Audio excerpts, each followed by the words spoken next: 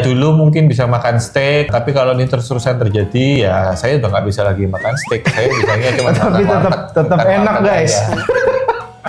Open BO, obrolan penting bisnis owner.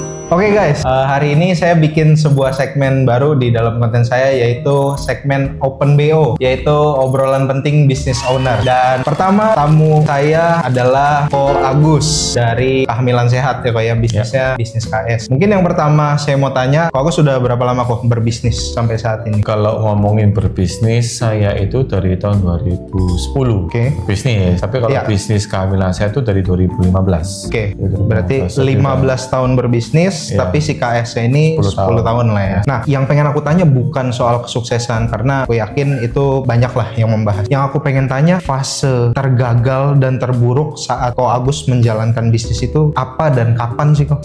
Oke.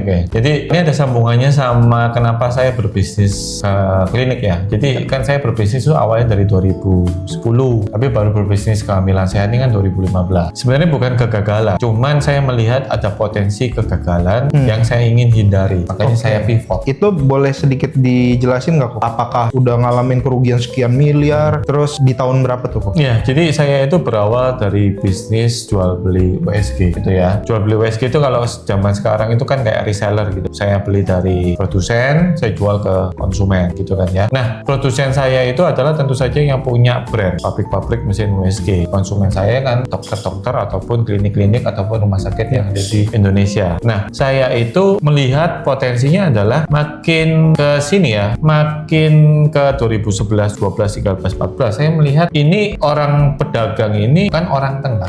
Dia ngambil dari produsen, jual ke konsumen. Jadi kan pedagang ini kan orang tengah ya. Ketergantungan dia ini dua loh. Ketergantungan dari produsen, ketergantungan dari konsumen. Contohnya kalau produsen nggak mau lagi kasih saya barang, ya nggak ada yang bisa saya jual. Betul. Ataupun produsen kasih saya barang, konsumen nggak mau beli sama saya pun saya nggak bisa jualan. Paham ya? Jadi saya melihat, wah ini bukannya makin gampang, malah makin menantang. Kedua, brand-brand Cina makin ke depan. Kan produsen pasti berusaha untuk jual lebih banyak atau untung lebih banyak, sedangkan konsumen pasti pengen barang lebih murah. Ini kan dua-dua nih tarik-tarikan nih.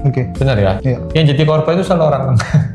Dan makin ke sini saya melihat brand itu langsung bisa direct selling. Jadi ngelewatin orang yang distributor ataupun reseller gitu ya. Jadi saya udah melihat, wah ini nggak boleh nih. Kalau saya terus-terusan di sini, saya akan dihimpit oleh produsen sama konsumen. Makanya saya harus berpikir, saya apakah geser sebagai produsen atau saya yang jadi konsumen. Makanya saya pivot menjadi buka klinik. Saya bergeser ke arah konsumen. Jadi nggak ada lagi orang tengah. Saya udah orang yang di ujung satunya. Jadi ketergantungan saya itu tidak menjadi lebih tinggi, malah menjadi lebih rendah.